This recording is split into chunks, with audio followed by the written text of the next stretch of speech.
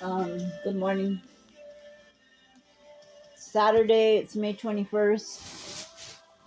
I kind of like want to see if I can get a couple of things done today, unlike um, which is my normal standard on Saturday, the day after usually the day after I go to work, I just don't do anything. I just am really, really lazy. But I I am going to try and do better, be better. Um,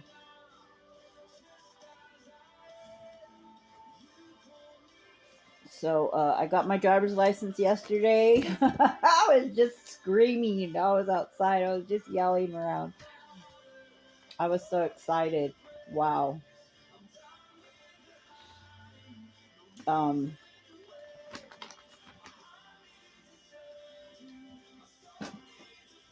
it just feels so good to be able to have my license again. Um, it's been a long time coming. Let's see.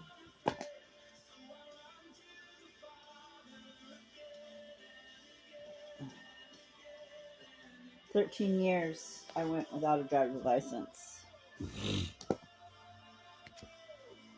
So I'm really excited. I had a good day at work yesterday. I don't know if I think I did tell you guys yesterday about how somebody from my daughter's treatment team called me and we had a little talk about everything that's been going on with my daughter and um, I've just been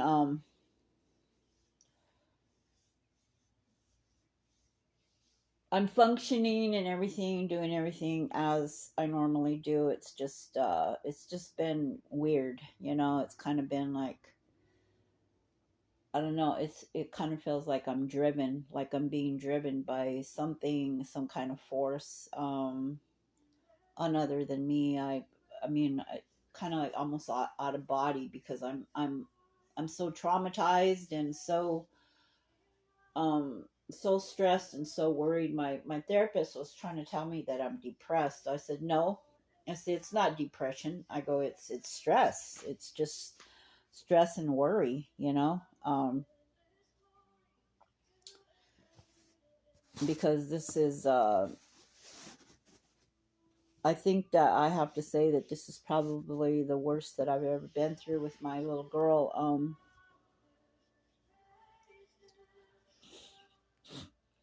And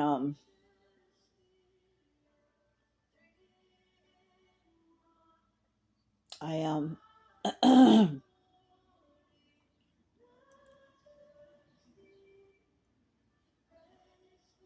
I was talking to my therapist and she said she told me that I have to stop blaming myself and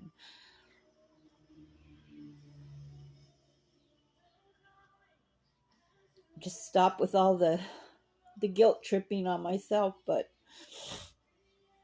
it's really hard to do that as a mother when you love your children so much. And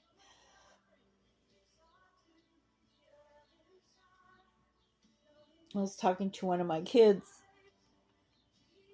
It was about over a year ago when we were talking, and they told me that they asked their dad why he kept having children. Why did you have so many kids? And they said that he said, I don't know. I don't know why. And they weren't satisfied with that answer. And they asked me the same thing. They said, why did you have so many kids? And I told them the reason why I had so many babies was because I just loved having children, and that when they would get when they would get so big that I would want a little tiny baby, I would want another baby. And I was telling them that it wasn't really like a discussion between me and their dad. It just happened, I just kept getting pregnant and he never objected. So that's just the way it was. So we went on like that, and they were really pissed off at me because they said that we couldn't afford it, and I wanted to take dance lessons, I wanted to take piano lessons, and I wanted to do this and I wanted to do that, and I couldn't even do that because we were so damn poor. And they were telling me that they would go to school hungry, and I was like, well, if you went to school hungry, then that was your fault, because we had plenty of food. We did. We always had food in the house. I never told my kids, oh, you can't have seconds or whatever. So I was really shocked to hear that. But they told me that they wanted to tell me everything that was on their chest, and they said, I just want you to be ready to hear all of this. And so I said, well, go. I said, tell me, tell me. I want you to.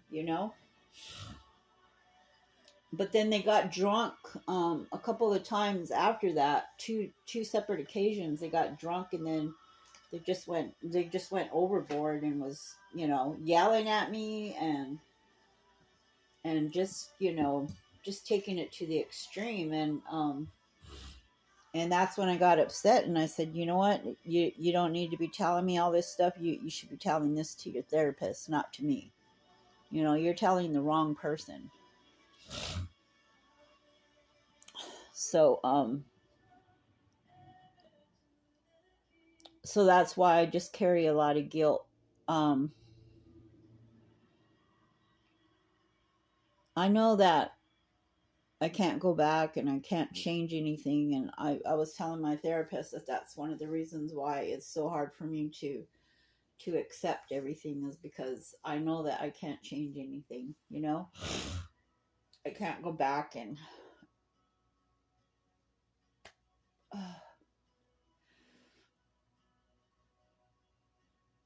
and I don't know that I would, because the way I met my Savior was when I was at the bottom, when I was in a pit of hell. It was 1992, and that's when I gave my children away. It was in November of 1992, and my two really bad suicide attempts were, they all happened. All three of them happened in November. One even happened on my sobriety birthday, which is November 10th. And somebody brought it to my attention. They said, did you notice all of your really bad times, your really low times were all in November? And I said, yeah. I said, I'm noticing it now.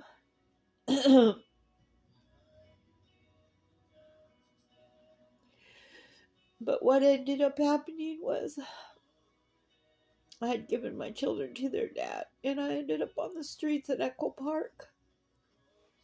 I was homeless. And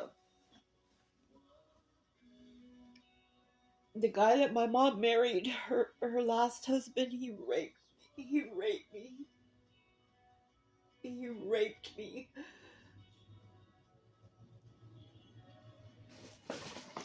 First he bought me beer, and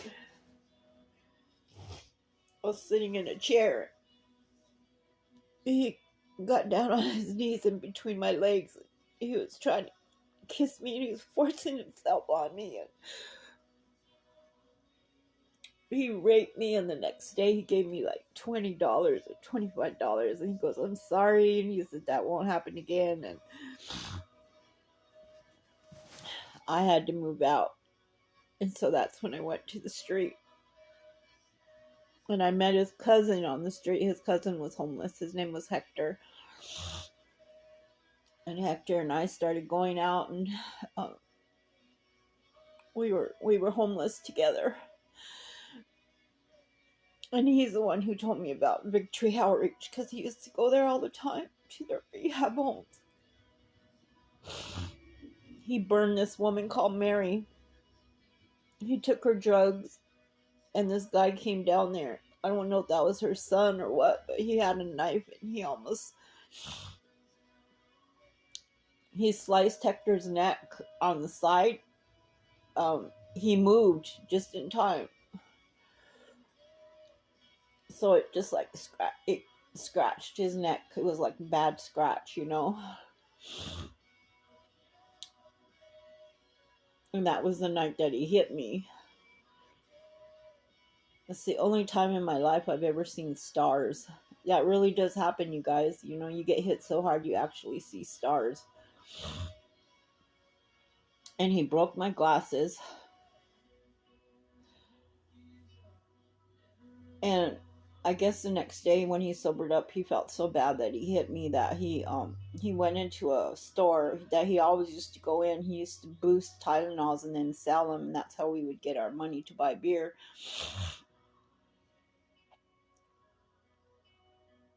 And he never came back. I was across the street where we always panhandle, and he never came back.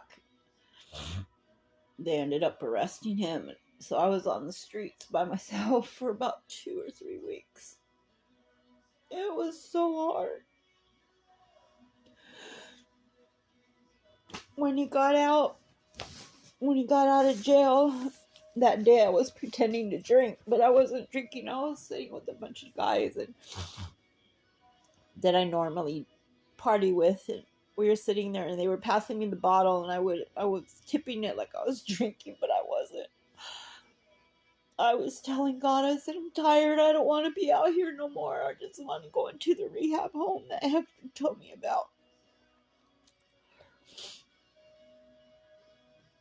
And all of a sudden, I see him walking towards me. And I said, what happened? And he said, they let me out. They didn't have any room. So they let me go. And I was like, oh, that's so good. And I told him, I said, Hector, I want to call Esther. That was his friend from church. I said, give me Esther's number. I'm going to call her and tell her to come and pick me up. So I called her, and she said, where's Hector? I go, he's right here. He's drinking. And she goes, is he going to come too? And I said, no. I said, just me. And she said, all right, where are you at? I told her where it was. And she came and picked us up at, it's called House of Spirits. If you guys Google it, it'll tell you their exact address. And she came and picked us up in front of House of Spirits. And as I got in the van, I said bye to Hector, and I got in the van, and he got in behind me.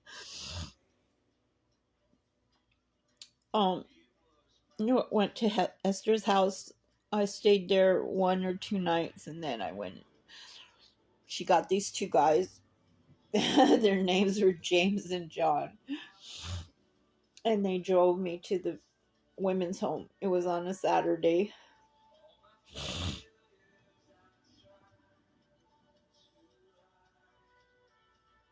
And that's when I met the Lord. I went Saturday, May 3rd, 1993.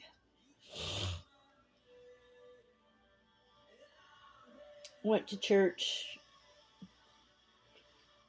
I don't know, I'm sorry, it wasn't May 3rd. It was May 1st or May 2nd when I went in the home. And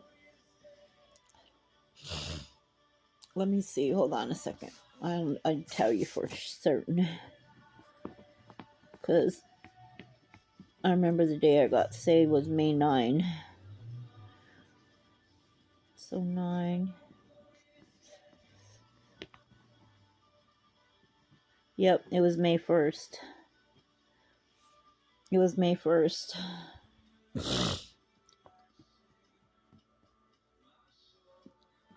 And I went I went to church on the 2nd. Nothing. It was uneventful.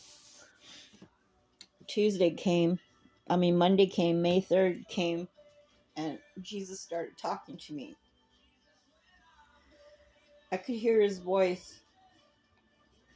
It's real gentle, it's real soft. And it's crazy because his voice is different from God the Father. And he told me, he said, I had to go out and do everything that we normally did, even though I didn't want to. And we were out and we were passing out flyers. And this was on Wednesday. He was talking to me all day Tuesday, telling me that he wanted to come into my heart. And I was like, no. No, I'm not going to let you come into my heart. I said, because everybody that I've ever trusted hurt me. They all let me down. And I said, I'm not going to trust you. I'm not going to let you come into my heart. So Wednesday came and we were passing out flyers. It was so strong. He said, please. He was like begging me to give him a chance. And it's so crazy because before that, I would just try to sleep because I missed Hector so much. I wanted to be with Hector. I wanted to go back on the streets. I didn't want to be there. There was a fence around the house, and I felt like I was in a prison. I would see the cars go by, and I would say to myself, I wish I was free like they are. And Wednesday, so that was May 3rd. I told Jesus, I said, okay, I'm going to let you come into my heart. I go, but don't you ever hurt me. Don't you ever turn on me, abandon me, or forsake me, or stab me in the back like everybody else has.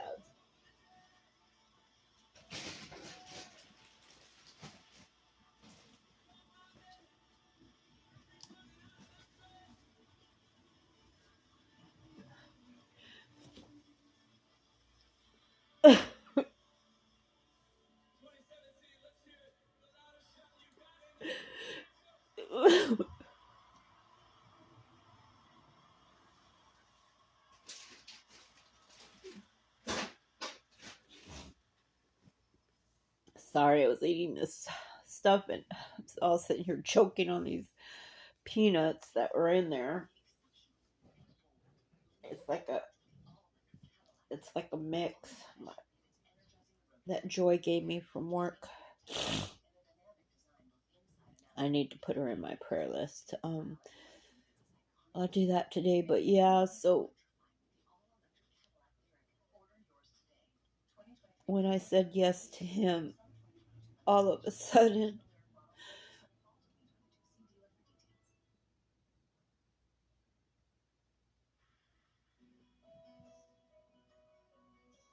I didn't see that home as a prison anymore. I seen it as a safe haven. I fell in love with the Lord. That following Sunday was Mother's Day. And I went up to the altar and I gave my heart to the Lord. I said the sinner's prayer. That was the day of my salvation. It was May 9, 1993. I stayed sober over 11 years. When I was in the rehab home, I was constantly in my Bible. I was constantly fasting and praying.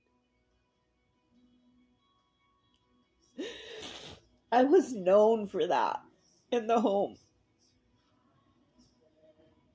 Everybody knew me to be a prayer warrior. And I graduated that home. But a really bad thing that happened to me was I fell in love with this man. Then when I did, I proposed to him. I proposed marriage to him and everything, and he told me, he said, "Well, we can't get married. You need to get a divorce." Well, actually, his actual words were, you can't marry me. You have to divorce Art. You're married." Those are his exact words to me, and I was like, "Yeah." I said, "All right, you're right. I need to get my divorce." And I used to have this friend. Her name was Diana, and she knew somebody. I can't remember if that was her boyfriend or who that guy was, but he drove with me down there to San Diego. That's where my husband was living at the time with my children. And we drove down there together.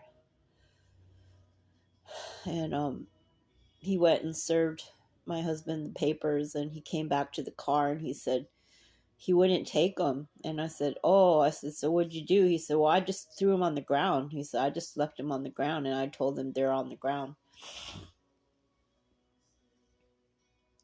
And he walked away and started my divorce proceeding that way. And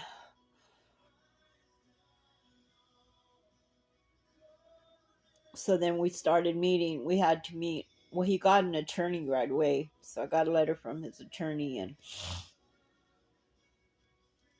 our court dates were in San Fernando because that's where I filed. So he would drive down all the way from San Diego to go to court, and he brought the kids one time, and we had to go in, and there was a mediator in there, and we met with the mediator, and he was telling me, he said, "Well, you know what?" He goes, "You don't have any money you can't afford to raise these children." He said, "The best thing for you to do is just is let him have physical custody, and then you guys can have you guys will have joint custody, and you'll have visitation rights." So when I got my divorce, there was a paper printout of all the days that I get to visit with my kids. So I was keeping up my visitations, and then he transferred. Somebody shot into their house. I mean, the bullet actually went through the house, so he put in a transfer to move to Texas. So I was even going to Texas to go visit my kids. I went one time to visit them in Texas, and and then from there he took them to Puerto Rico. But that was later on. That was like maybe 2 years later. But by this time, I had married this guy, and one day he hit me. He hit me, and I go, I'm gonna tell my husband." He's like, "Go ahead, tell him." And so I called Art, and I said, "He hit me," and my daughter was with me. Laura Lynn was with me, and we went out, and we called her dad, and um, he said, "Well," he said, "that's who you wanted to be with. That's who you wanted to marry." So he said, pretty much he was like telling me, "You made your bed, now lie in it," which was by all rights, exactly what he should have said to me. You know, I blew it, you know, because he's a Catholic. He's a staunch Catholic, and he doesn't believe in divorce. He told me he would never divorce me because we had been through all kinds of stuff by then. So many things, and he said, "I'll never divorce you." And so long story short, this jerk, he never did accept my kids. He never did love them the way I wanted him to love them. He never cared for them the way I wanted him to care for them. And he asked me for a divorce in April of 2009. And I said, I was devastated. I was crying. I can't even believe I was acting that stupid. I mean, I look back on it and I'm just so embarrassed.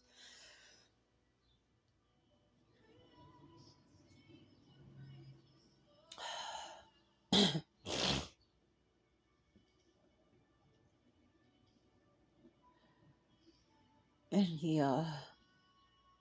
I wanted to get back with him. I was trying everything to try to get back with him because by then I'd come back from, I'd been to Iowa, then I was in Shelley, Idaho, then I was in Preston, Idaho, and then I came back, and I was living with my daughter in Sylmar at the time, and he still had our apartment, which was in Newhall. He was still living there, and so I would go over there to his apartment, and I was trying to hook up with him and trying to get back together with him, but it just wasn't happening. And so, come to find out, it was because he was already involved with somebody else. And we're technically still married, and he's already been cheating on me with I don't know how many women. And I didn't know it, but he wanted to marry this woman. At the time, I didn't know that. So when he told me he wanted a divorce, I went back into the house, and I was on the floor, and I was kneeling up against the bed, and I was just bawling my head off. And Lori Lynn came in there, and she said, "What happened, Mom?" And I said, "Yeah, he wants a divorce." And I go, "He doesn't want to be with me anymore because of my drinking." And she just encouraged me. She said, "Well, so what, Mom?" She said, "You don't need him. Let's go, just give him his stupid divorce." So I did. I went and I filed. I don't know if it was the next day or a couple days later, but I went back down to San Fernando court, same court that I filed when I got divorced the first time. And I filed, and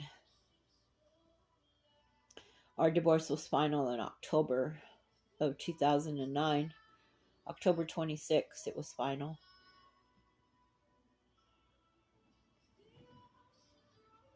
Um,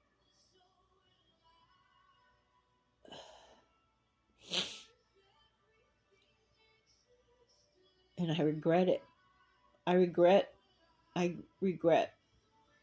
that I divorced the father to my children. Mainly because of everything that my children have had to go through.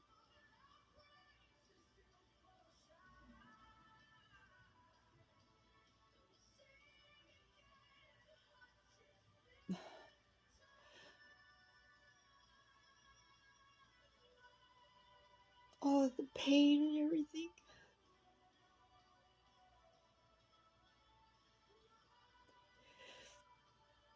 That my babies have had to suffer because of me, because of everything, all of my bad mistakes and choices that I made. All because of alcohol, because I wanted to drink, because I wanted to party.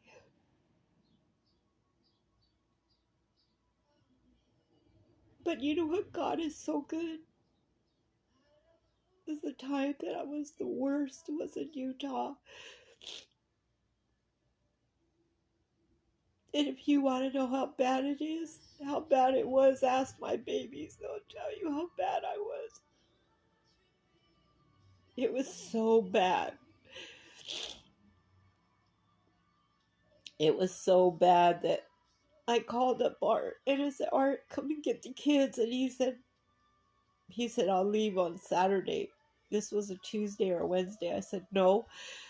I said, "You come down here right away." I said, "The police have already been here." I think I told them 3 times, 2 or 3 times. But they've already been here. I go, "I need you to come right now. I need you to come as soon as possible. Come and get the kids." He said, "Okay." He was there the next day.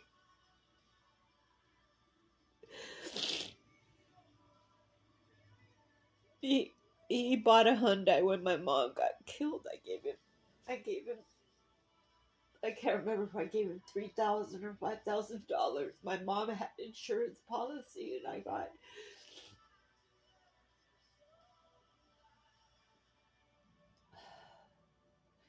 got money from my mom's insurance policy and also from the lawsuit. So I gave him some money, and he bought a car. He bought that Hyundai.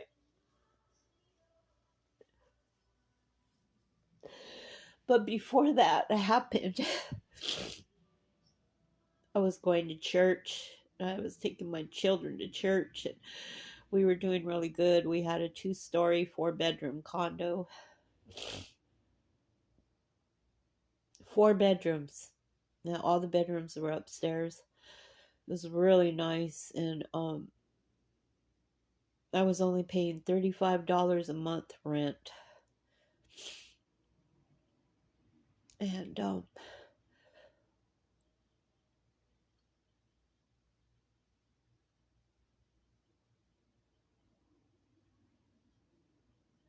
the devil would come and tell me. He would tell me, just get rid of your kids, get rid of them. You're not even a good mother. Look at all the times the police have come.